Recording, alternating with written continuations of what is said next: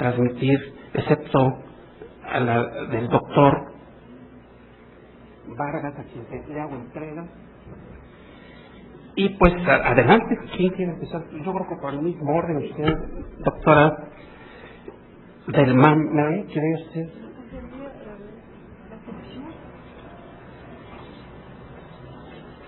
Sí, cómo no. Los procesos de hibridación del proceso penal se orientan a lograr otorgar plazos o sustituir a la Corte Penal Internacional por cortes regionales, o sea, sustituir a la Corte Penal Internacional por cortes regionales en Europa, desde luego. Oui, alors je crois que on ne va pas remplacer la Cour pénale internationale. Sustituir la Corte Penal Internacional. Excusez-moi. On ne va pas remplacer la Cour pénale internationale par des juridictions pénales régionales. Lo que comprobamos es que el proceso de internacionalización de la justicia penal es muy compleja, puesto que hubo los tribunales específicos, los tribunales penales internacionales, hasta la Corte Penal, están los tribunales mixtos en muchos países que se están estableciendo para Camboya, Kosovo y otros más. No podemos imaginar en efecto la aparición de jurisdicciones penales regionales. Vemos muy bien que en materia de protección de los derechos humanos, las cortes regionales de la protección de derechos humanos permiten tener un papel muy importante y tener una hibridación más progresiva. No creo yo que la cuestión se plantea en plano de sustituir el nivel internacional por el regional, sino de acompañar la mundialización a través de una regionalización. Todo depende del deseo de los estados. También hay una pregunta: ¿quién son el papel de los jueces para vencer las dificultades de hibridación? ¿Es eso? La pregunta es: ¿cuál será el papel de los jueces para superar las dificultades que plantea la hibridación? Penal internacional pour dépasser les difficultés de l'hybridation. Alors, moi j'ai envie de dire que yo quisiera decir que todo depende de los recursos que se les den a los jueces, puesto que tienen esa directriz tan fuerte del artículo 21 que les dice que cuando hay una introjección del derecho internacional, cuando las fuentes del derecho internacional no bastan, deben encontrar su inspiración en los sistemas jurídicos del mundo, con la condición de que esos sistemas sean compatibles con los derechos humanos. O sea, que se les pide de hacer un trabajo de derecho comparado casi imposible, y creo que empiezan a haber instrumentos en informática que permitan integrar más sistemas, y por lo tanto, si se dan los recursos suficientes, podemos pensar que los jueces podrán mejorar sus métodos, y quizá esta es una idea que yo lanzo, que no entra en el estatuto ni en el artículo 21, sino que a partir de esta actitud de derecho comparado, reflexionar en los metaprincipios que mencioné. Los metaprincipios que permiten resolver las nuevas causas. Se necesita una gramática común, no una solución global. Esta es una posibilidad que me parece que se puede contemplar en función de los medios que se les dé a los jueces. La pregunta siguiente es bastante similar a la anterior, me parece. Creo que es casi la misma respuesta. Brevemente, los modelos de interacción entre derecho nacional e internacional que plantea en su elaboración del libro The Wrong State of the International Criminal Court, editado por Antonio Cases.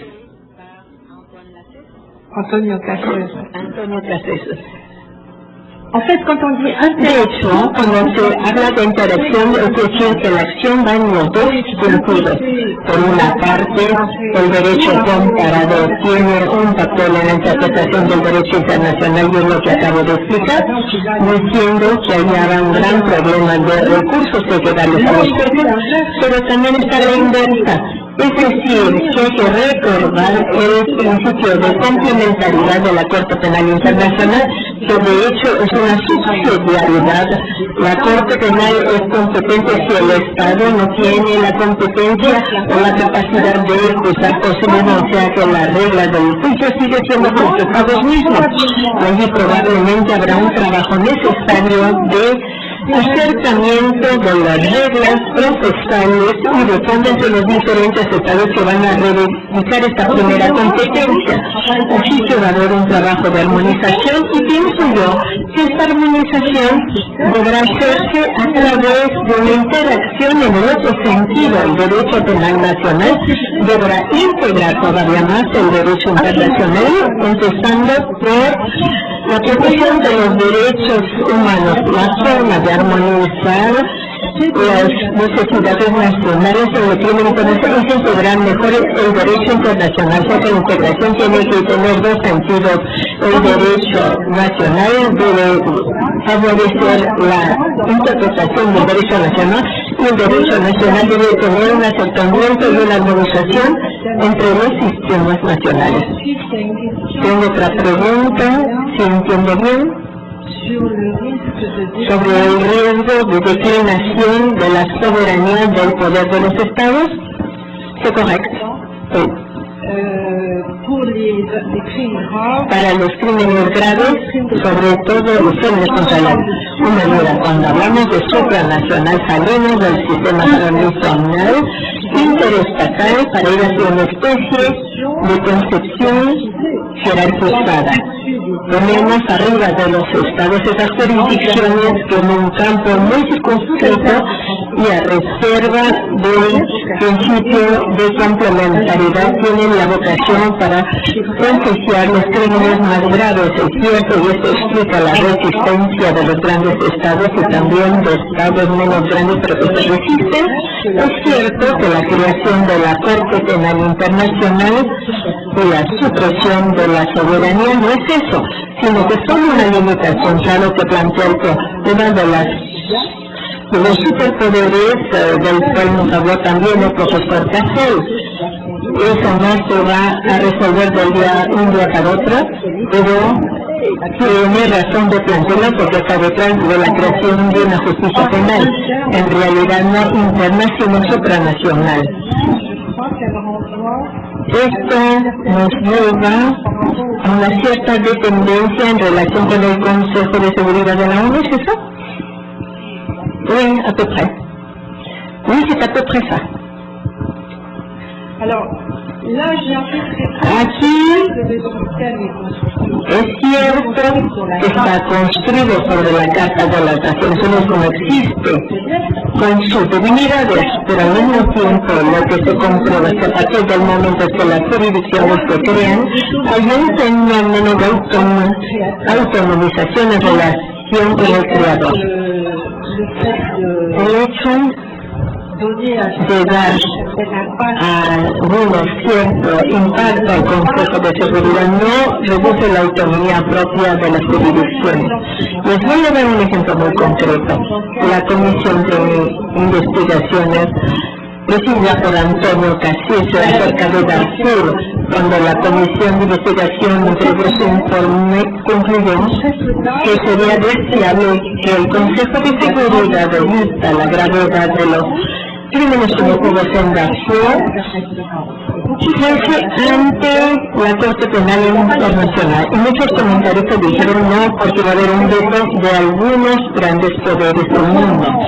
Y contrariamente a lo que dijeron, el Consejo de Seguridad pidió a la Corte Penal Internacional que interviniese por los grandes potencias que pues, son poco favorables y hostiles a la Corte a veces, no ejercieron su derecho de veto. Se abstuvieron, China y Estados Unidos se abstuvieron, así que el peso del Consejo de Seguridad no bloqueó esta cuestión del Darfur en que la Corte Penal Internacional intervinieron. O sea, las cosas no son binarias, están bajo llave. Lo creo y lo espero. La siguiente pregunta. Ahí no comprendo bien.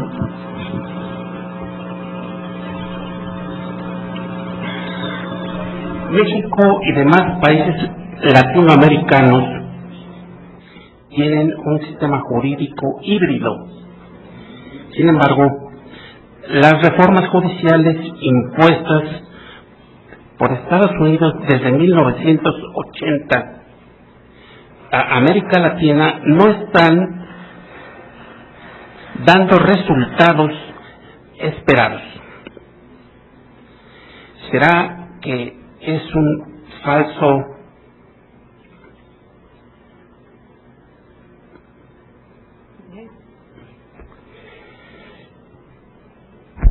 imperio y por eso es rechazado?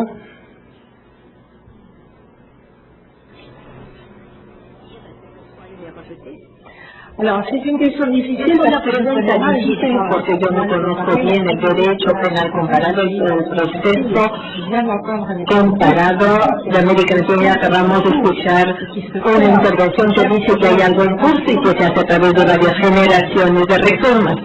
Pero dicho esto, lo que no funciona es quizás que hubo un trasplante más que hibridación. Quizás lo que permite a la segunda generación de reformas funcionar mejor es que se reintroduce la idea de hibridación.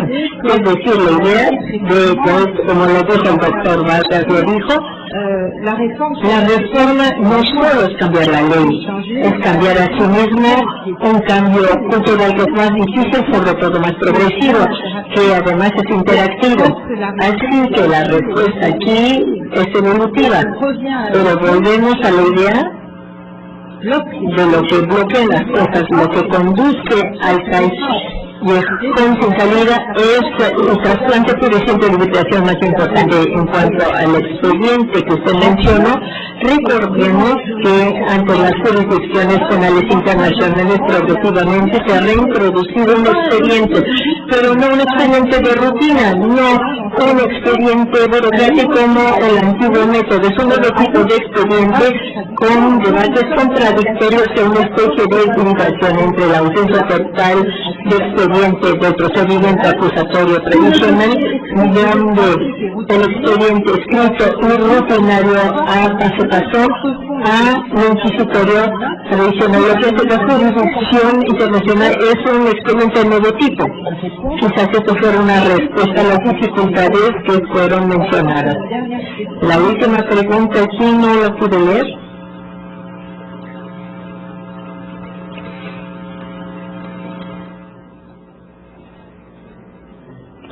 Creo que está en francés.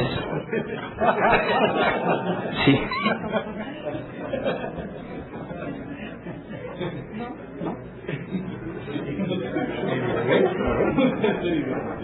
¿O en inglés?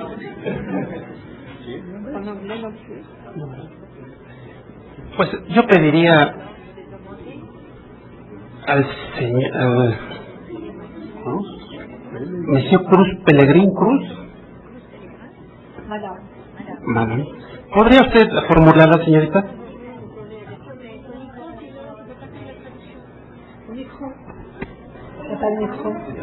Necesito micrófono para el manifiesto.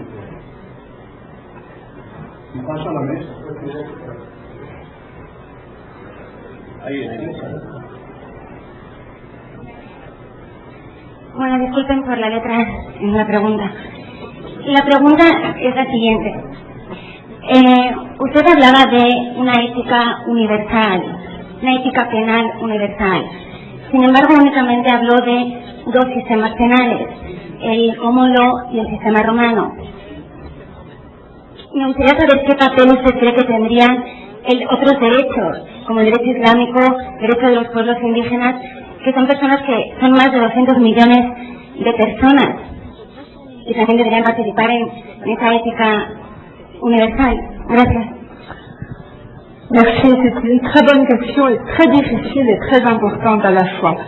J'ai essayé de l'amorcer quand j'ai dit que cet cycle universal Este ciclo universal debería tomar en cuenta la diversidad cultural, sobre todo del convenio que acaba de ser l'égide de l'UNESCO. firmado bajo los auspicios de la UNESCO sobre la diversidad cultural.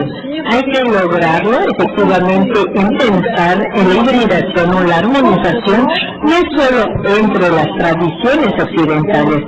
Hay una vía que ya se ha abierto, que es la importancia de los procesos de reconciliación que no viene del mundo occidental y que se empiezan a integrar a la reflexión acerca del derecho penal internacional. Hay otra vía que se lanzó el procurador de la Corte Penal Internacional a través del artículo 52 del Estatuto de Roma, que le da una especie de poder de apreciar la oportunidad de las diligencias según los intereses de la justicia. Y el procurador se pregunta, pero la respuesta no es fácil de saber cómo hay que comprender los intereses de la justicia solo en función de los intereses supranacionales, o hay que integrar los intereses tal como se interpretan en el país donde se cometió el ilícito, así hacia acaso hay que integrar la diversidad cultural sobre la apreciación de la noción de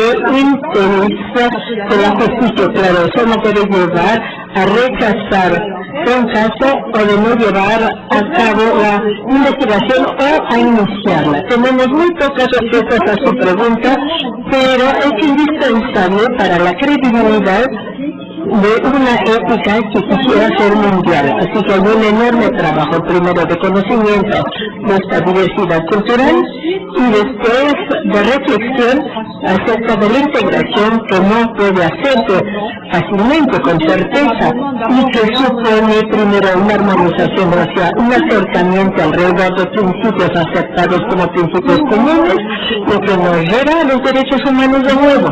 La unificación con hibridación de todo el conjunto de sistemas, pero todavía sigue siendo muy lejos como algo utópico, pero lejos de alcanzarse todavía.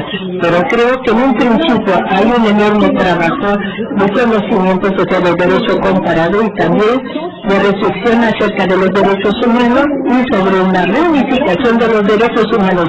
Hemos separado los derechos civiles y políticos y los derechos sociales, económicos y culturales, y muchas veces se han olvidado los derechos culturales, mientras que la razón de ser un universalismo del derecho de una es la indivisibilidad del conjunto. Y esto no es, y para realizarlo concretamente se requiere una Corte Mundial de los Derechos Humanos que sepamos de nuevo al principio de realidad y a la resistencia que podemos pensar de un cierto número de estados ante la idea de una Corte Mundial que cubriría todos los estados del mundo. Así que estamos en la utopía, pero hay pequeños elementos de progreso que existen y creo que es a través de ahí que hay que tratar de responder y avanzar un poco. Muchas gracias. Gracias, Merci, madame. Miguel de Malmartín, por sus respuestas profundas y brillantes. Nos ha aclarado usted todo lo que nos ha comentado. Y en el mismo orden le pediríamos a nuestro amigo Douglas Castle que nos conteste las preguntas que le formularon. Gracias, doctor. Parece que salí un poco más pesimista de lo que soy, porque la pregunta es, ¿existe alguna esperanza de supervivencia del derecho y la defensa internacional de este? Sí. No. Hay que tener una cierta distancia histórica. Hace 20 años, la Corte Interamericana de Derechos Humanos no había sacado ni una sola sentencia en casos controvertidos. Y tenía muy pocos países miembros de la Corte. Hoy día, la Corte Interamericana, bajo el liderazgo del doctor García Ramírez, ha sacado un montón de jurisprudencia cada vez más, y tiene la participación efectivamente de todos los países hispanoparlantes y lusoparlantes de las Américas. Hace 20 años no había ni siquiera un tribunal penal internacional ad hoc, ni mucho menos tribunal penal internacional permanente y cada vez más universal. Hace 20 años la gran mayoría de los países no habían tipificado en sus códigos penales crímenes de lesa humanidad, genocidio y muchos crímenes de guerra. Hoy, bajo la presión del principio de complementariedad de la Corte Penal Internacional y con la intervención de la Cruz Roja, de Canadá y de otros países, la gran mayoría de los países están en camino de codificar todo eso. Estos no son nada más que ejemplos. El mundo está avanzando, a pesar de que lo hizo en tiempo de un superpoder, Estados Unidos, y ahora tendrá que enfrentar a los pocos años otro más, pero seguimos avanzando y se sigue avanzando porque hay una demanda humana de la población del mundo para un mundo mejor. Y todos tenemos que comprometernos a luchar y no perder la esperanza por las derrotas que inevitablemente se sufren. ¿Qué pueden hacer las asociaciones de derechos humanos ante las arbitrariedades del gobierno de Estados Unidos se han pasado por encima de Naciones Unidas? Pues, en primer lugar, si se trata de asociaciones de derechos humanos dentro de Estados Unidos, estamos haciendo todo lo que podemos hacer en cuanto a educación pública, trabajo con los medios de comunicación, cabildeo ante el Congreso, pero es muy importante enfatizar que Estados Unidos, por tan poderoso que sea, el país más poderoso de la historia del mundo hasta el momento, no vive en un vacuo, no es impermeable de influencia mundial. ¿Qué pasó con la tortura, por ejemplo, en Abu Ghraib? Hubo un impacto directo de las fotos en Estados Unidos, pero también hubo un impacto muy importante indirecto, porque Estados Unidos, el público de Estados Unidos sabe que todo el mundo está denunciando, protestando esa práctica de Estados Unidos. La opinión mundial, las denuncias internacionales, todo esto tiene un impacto acumulado con el tiempo, aún con los países más poderosos. Entonces es importante que esto siga. ¿Por qué se habla de justicia en los procesos de Guantánamo, ya que los enjuiciamientos son de tipo inquisitorios y no jurídico-penales? Bueno, una interpretación de mi intervención es precisamente que no merecen el título de justicia lo que pasa en Guantánamo, pero vale insistir en una diferencia. ¿Qué pasa sin ni siquiera los juicios militares? Recuérdense, los juicios militares son para 10 personas, posiblemente en un futuro para 20 o 30. ¿Qué es la alternativa? La alternativa es una falta de derecho total. Tenemos 500 hoy día, y antes tuvimos 300 más que ya salieron. Y estas gentes han pasado ya hasta 4 años sin proceso legítimo alguno. Y pasaron 2 años y pico sin proceso alguno, hasta que la Corte Suprema en junio de 2004 falló que los tribunales sí tienen jurisdicción sobre los presos en Guantánamo.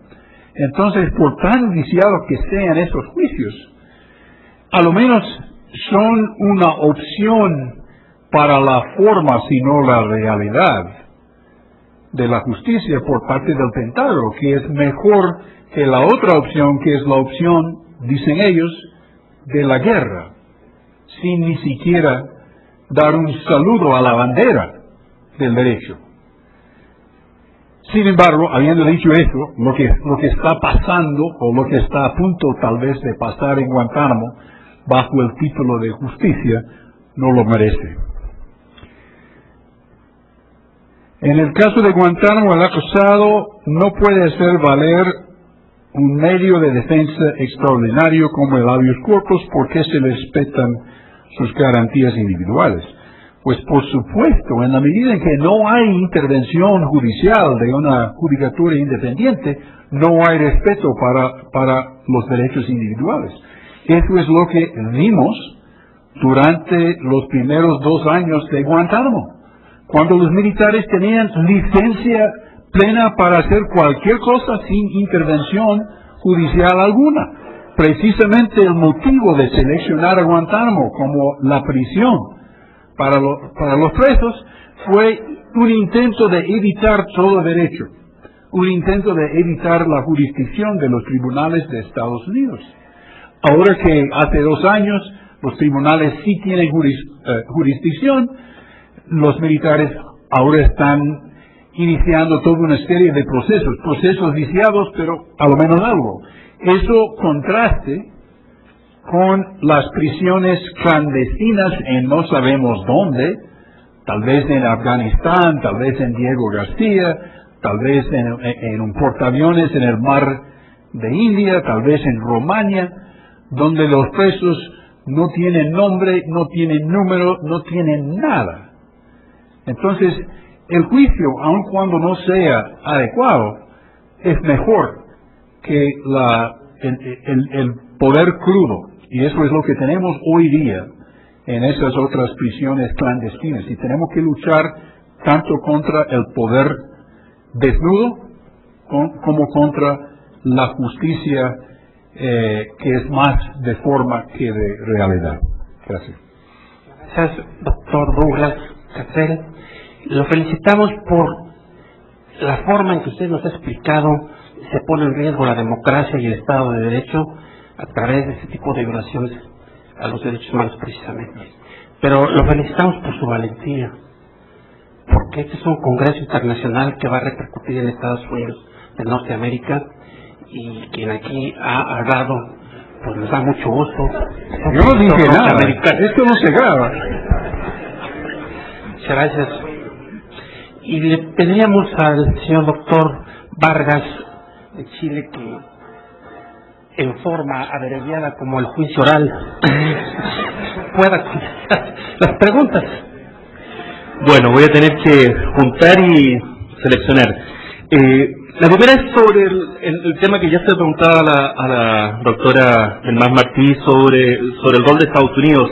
Se afirma que estas reformas se originaron por intereses económicos de Estados Unidos y me pregunta por qué digo que tuvo un rol la sociedad. Así, verdad, no es efectivo que estas reformas se hayan originado por interés económico de Estados Unidos. O sea, si uno analiza el movimiento por las reformas procesales penales, se da cuenta que es un movimiento desde el mundo académico muy antiguo en esta región, y el modelo, por ejemplo, del Código Penal tipo para Iberoamérica, es un modelo básicamente europeo continental, es tratar de hacer en América lo que los países europeos hicieron después de la Revolución Francesa, ponernos al día con ese estándar. Y es cierto, eso sí, que con posterioridad este proceso se ha complejizado y ha venido un fenómeno de hibridación, para tomar el término de la doctora, y que es un fenómeno que por lo demás se está viendo en los propios países europeos continentales, de discusión e incorporación de ciertas instituciones más que provienen del derecho anglosajón. Pero esto no ha sido una reforma, como digo, producto del colonialismo americano sobre los países de América Latina. Es más, les insisto, esto fue en la agenda, estuvo presente en la agenda post dictaduras militares, y el rol muy relevante de lograr esta reforma en la mayoría de los países de América Latina fueron de ONG que uno podría describir de un perfil de izquierda, no un perfil de derecha, precisamente. Ahora, esto mismo yo creo que hoy en día está también evolucionando, pero esos son los orígenes de esta reforma, y de ahí, por ejemplo, la fuerte cooperación alemana en todos los países, que diría que ha sido tanto más intensa que la norteamericana en los procesos de reforma a la justicia criminal en América Latina. Unión Europea, en fin. Se me pregunta cómo se resuelve en segunda instancia un juicio oral si no hay constancia escrita de lo actuado. A ver, quizás ahí no me expresé bien. El hecho de que no hayan papeles no significa que no haya un registro. Hay un registro del audio y hay un registro cuando tiene que levantarse acta, también hay un registro de eso. Lo que pasa es que nosotros tendemos a pensar que escrito es sinónimo de impreso. Cuando yo escribo en el computador, escribo. Y lo que aparece en la pantalla está escrito, aun cuando yo nunca lo imprima, ¿cierto? Así que pueden haber cosas escritas que nunca se impriman en un papel. Son dos cosas distintas. Y sí, por cierto, hay un registro de eso. Y en el sistema chileno sin papeles hay muchas cosas escritas y hay sin papeles en los tribunales. Los fiscales sí tienen sus propios papeles, porque hay cosas que les llegan. Pero los tribunales todo funciona con formato digital. A eso me refería.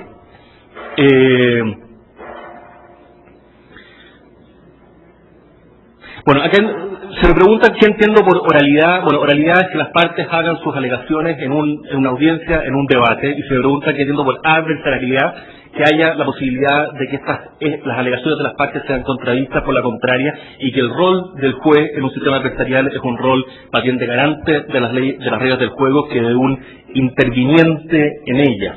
Eso es lo que yo entiendo muy resumidamente por oralidad y adversarialidad. ¿Qué tan eficientes han sido los juicios orales en Chile? Bueno, di algunas cifras. Efectivamente hay una gran ganancia en términos de tiempo. Y sí, aprovecho esto para decir una última cosa, que es conectar cuando se habla de tiempo, se tiende a pensar que uno está hablando de garantías, se está hablando de eficiencia, de que si hago las cosas rápidas exclusivamente para poder hacer más cosas y por un afán de despachar muy rápidamente esto y por el prurito, digamos, de hacer las cosas rápidas, uno pone en riesgo las garantías, los derechos de las personas. Esto es completamente contrario a la experiencia, esa afirmación, a la experiencia cotidiana del sistema de justicia criminal. La mejor forma de violar derechos es a través de un proceso lento. La mejor forma de asegurar derechos para las personas es precisamente dándole celeridad a un proceso. En la experiencia de nuestros países, la prolongación casi indefinida de las prisiones preventivas ha sido la principal vía para desconocer la presunción de inocencia en nuestros países y para violar cotidianamente los derechos más fundamentales a un debido proceso de las personas. Cuando uno asegura que la persona rápidamente sea llevada ante un juicio, lo que le está asegurando es no pasar por el calvario de un proceso penal y no estar sometido a larguísimos periodos de prisión preventiva, que es sin duda nuestro principal problema en términos de garantía en relación al juicio criminal. Muchas gracias.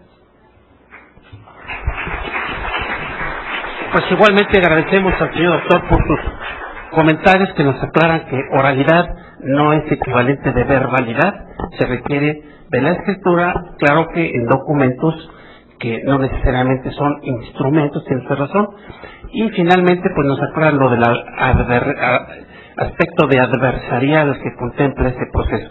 Pues vemos cómo ha llevado